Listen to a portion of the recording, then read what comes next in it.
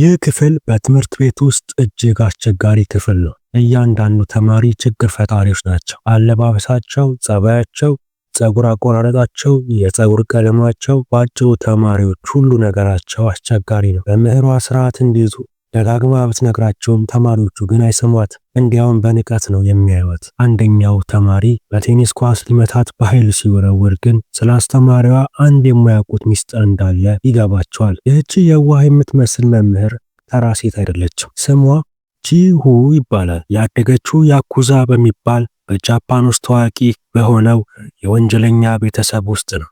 ጂሁዩ ከልጅነቷ ጀምሮ በማርሻል አርት የሰለጠነች፣ የውጊያ ብቃቷ ወደር የማይገኝለት ፍጹም ልዩ የሆነች ሴት ነች።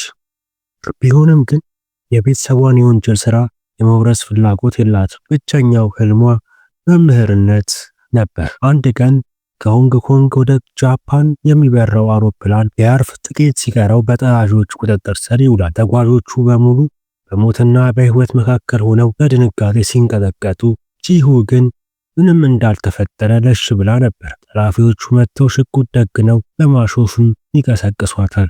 ጠላፊዎቹ በአንድ አዛውንት ላይ ሲጮሁ ግን ትዕግስቷ ይሟጠጣል። ለእነዚህ ወንጀለኞች ክብር ልታስተምራቸው ትወስናለች። ፖሊሶች ወደ ፕሌኑ ሲደርሱ ጠላፊዎቹ ተንበርክከው አድኑኝ በማለት ምህረት ሲለምኑ ያገኟቸዋል። የሚዲያ ተቋማት ይህንን ዜና ሲያናፍሱ የትምህርት ቤቱ ርዕሰ መምህር የጂሁን አደገኝነት ይረዳል።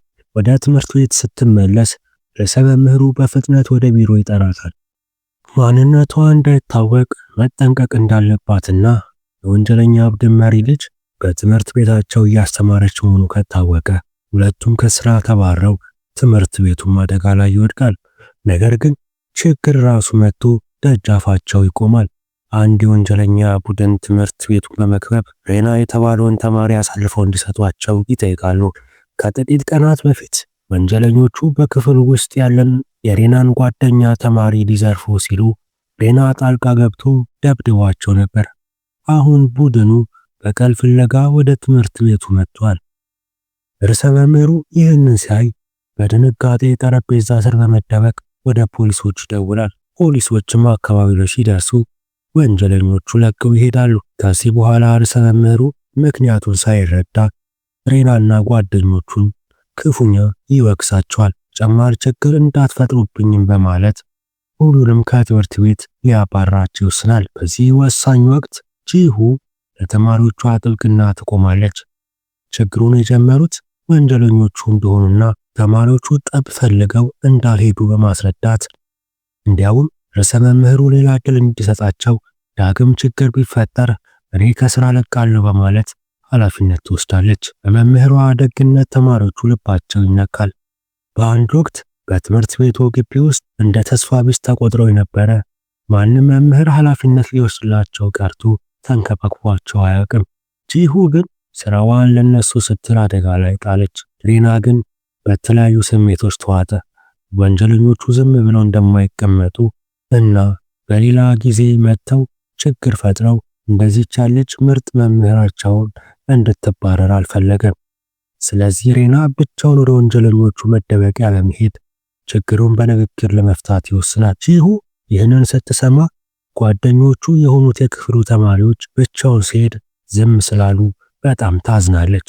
በእነሱ በጣም ተስፋ ቆርጣ ብቻዋን ወደ ወንጀለኞቹ መደበቂያ አመራች። በዚያ ሰዓት ሬና በብዙ ወንጀለኞች ተከቦ እየተደበደበ ትደርሳለች።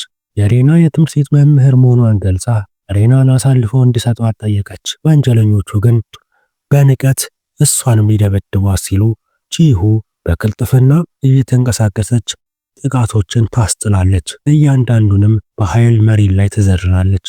ጥንካሬዋን ሲያዩ ወንጀለኞቹ ደንግጠው ይሸሻሉ። በዚያ ቅስፈት በመምህራቸው ወቀሳ ተጨንቀውና ተጸጽተው የነበሩ ተማሪዎች ደረሱ። ቀደም ብለው ስላረዱት ጓደኞቹ ሬናን ይቅርታ ጠየቁት። ሬና ግን አንድ ጥያቄ ተፈጥሮበት ነበር።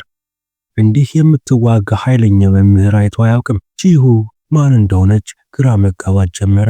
እሷ ግን ማንነቷ ምንም እንደማይጠቅምና ዋናው ዓላማዋ ተማሪዎቿን መርዳት እንደሆነ ነገረችው። ከዚያ ጊዜ በኋላ ተማሪዎቹ መምህራቸውን በልዩ ሁኔታ ይመለከቷታል። በስስትና በራስ ወዳድነት በተሞላ ዘመን ለተማሪዎቿ ሁሉን ነገር የምትሰጥ መምህር ብርቅ ሆነችባቸው። ከጥቂት ቀናት በኋላ አዲስ ችግር ተፈጠረ። ሁለት ፖሊሶች ወደ ትምህርት ቤቱ ግቢ መጥተው ምርመራ ጀመሩ። ከጥቂት ቀናት በፊት የጂሁ የቀድሞ ተማሪ ካዛማ በአደንዛዥ እጽ ዝውውር ተጠርጥሮ እንደነበረና አሁን ከፖሊስ እየሸሸ እንደሆነ አስረዷቸው። ያለበትንም ማንም አያውቅም። ጂሁ ግን የፖሊሱን ንግግር አላመነችም። ምክንያቱም ተማሪዋ በደንብ ታውቋለች። ካዛማ እንዲህ ያለ ነገር አያደርግም። ፖሊሶቹ ግን የእጽ ግብይት በተፈጸመበት ቦታ የካዛማን ዋሌት ማግኘታቸውን ካዛማ ዋነኛ ተጠርጣሪ እንደሆነ ይገልጻሉ። ምንም እንኳን ማስረጃው ጠንካራ ቢሆንም ጂሁ ተማሪዋ ላይ ያላትን እምነት አልቀየረችውም። ክፍሏ ለሌላ መምህር አደራ ሰጥታ ካዛማን ፍለጋና እውነቱን ለማውጣት በራሷ መንገድ ምርመራ ጀመረች። የቀድሞ የክፍል ጓደኞቹም ይህንን ሲሰሙ ሁሉም ሊረዱት ወጡ። ሁሉም ተከፋፍለው ካዛማ ሊኖርበት የሚችሉ ቦታዎች ፈለጉ። በመጨረሻ በአንድ ባዶ ክፍል ውስጥ አገኙት። መጀመሪያ ሲጠየቅ ካዛማ እውነቱ መናገር ፈርቶ ነበር። ምክንያቱም መምህሯ ለሱ ብላ ተጨማሪ ችግር ውስጥ እንድትገባ አልፈለገም። ሁለተኛ ደረጃ ትምህርት ቤት እያለ በክፍል ውስጥ እንደ ጥፋተኛ ይታይ ነበር። ጂሁ ግን ተስፋ ሳትቆርጥ በትዕግስት አስተምራ የህይወት መስመሩን አስተካክላለት ነበር። አሁን ዳግም ሸክም መሆን አልፈለገም ነበር። በጂሁ ግፊት ግን እውነቱ መናገር ጀመረ። ከተመረቀ በኋላ ቋሚ ስራ ሊያገኝ ስላልቻለ አንድ ጓደኛው ተጨማሪ ገንዘብ እንዲያገኝ ዕቃዎችን እንዲያደርስ ስራ አስጀመረው። ማድረግ ያለበት ዕቃውን የተወሰነ ቦታ ማድረስ ብቻ ነበር። ለዚህም በየቀኑ 30,000 የን ያገኝ ነበር። ካዛማ የገንዘብ ችግሩን ለመቅረፍ ሁለተኛ ሳያስብ ስራውን ጀመረ። ነገር ግን ዕቃ ውስጥ አደንዛዥ እጽ እንዳለ አላወቀም ነበር። በአንድ ምሽት ፖሊሶቹ ደረሱ። እሱም በድንጋጤ ሲሸሽ ቦርሳው ወደቀ። እውነታውን የሚያስረዳበት መንገድ ስለሌለው ተደብቆ ቆየ። ጂሁ እውነቱን ስትረዳ ካዛማን አልወቀሰችውም፣ ይልቁንም ትምህርት ሰጠችው። ገንዘብ ዓይንህን እንዳያሳውርህ፣ ምክንያቱም አንዳንድ ነገሮች በገንዘብ አይገዙም በማለት ትምህርትና ምክር ትሰጠዋለች። በዚያ ምሽት ጂሁ ካዛማ በቤቷ እንዲያርፍ ፈቀደችለት። በቤተሰቧ ኃይል እና ግንኙነት ተጠቅማ ማን ለእጽ ዝውውር እንደተጠቀመበት ማጣራት ጀመረች። ብዙም ሳይቆይ መረጃ ደረሳት። ከጀርባ ያለው ሰው ታሮ ይባላል። ወጣቶችን ለህገወጥ ተግባር ይጠቀማል። ይህ ሰው ከፍተኛ ምኞት ያለው ሲሆን ለበለጠ ስልጣን በምርጫ እየተወዳደረ ነበር። ጂሁ ይህንን ጉድ ማጋለጥ እንዳለባት ወሰነች። አሳዳጊ አባቷ በጣም ጠንካራ ስለሆነ እንድትተወው ቢመክራትም ሌሎችን ይጎዳል ስትል አደጋውን ለመጋፈጥ ትወስናለች።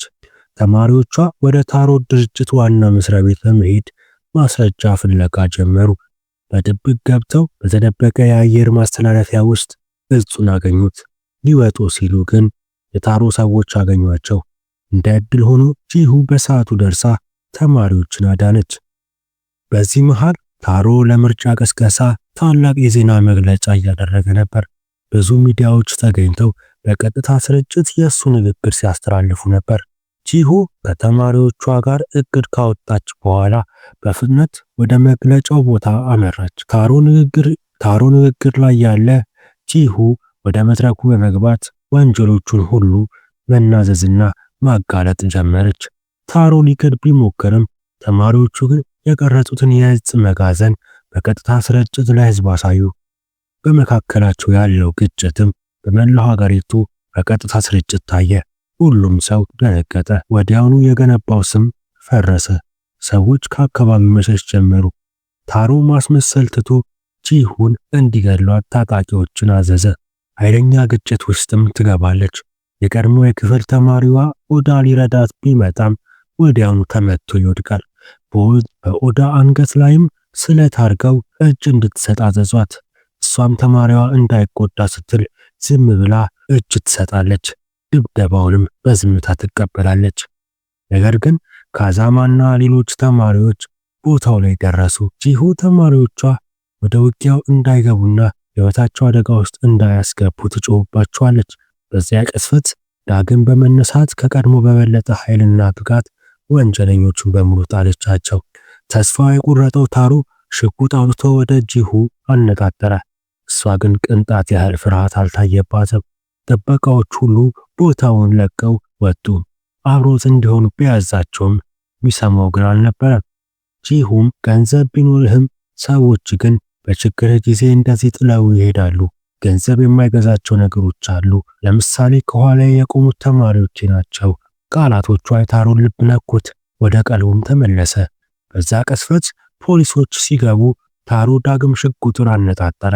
ጂሁ ግን ያለምንም ማመንታት ከፖሊሶቹ ፊት ቆመች። ፖሊሶቹም አንድ እድል እንዲሰጡት ተማጸነችለት። ታሩ በጂሁ ደግነት ተነክቶ ሽጉጡን ጣለ።